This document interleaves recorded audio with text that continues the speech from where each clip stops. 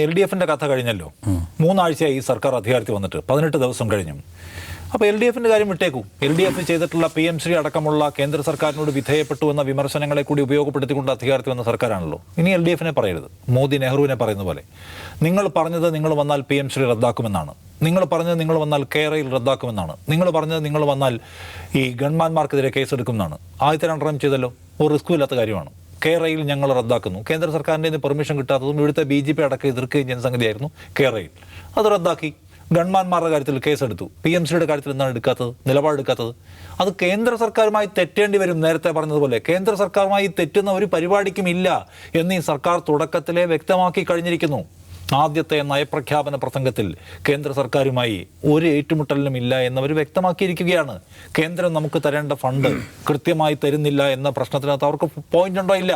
ധവളപത്രം പുറത്തിറങ്ങുന്നു. കേരളത്തിലെ ഏറ്റവും വലിയ തോതിലുള്ള ഫണ്ട് അലോക്കേഷൻ ഇഷ്യൂവിൽ കേരളത്തോടക്കമുള്ള സംസ്ഥാനങ്ങളോട് നോൺ BJP ഭരണകൂടങ്ങളോട് വിവേചനം കാണിക്കുന്നു എന്ന പ്രശ്നം ഉന്നയിക്കുന്നുണ്ടോ? സീരിയസ് ആയിട്ട് ഉന്നയിക്കുന്നുണ്ടോ? ഇല്ല.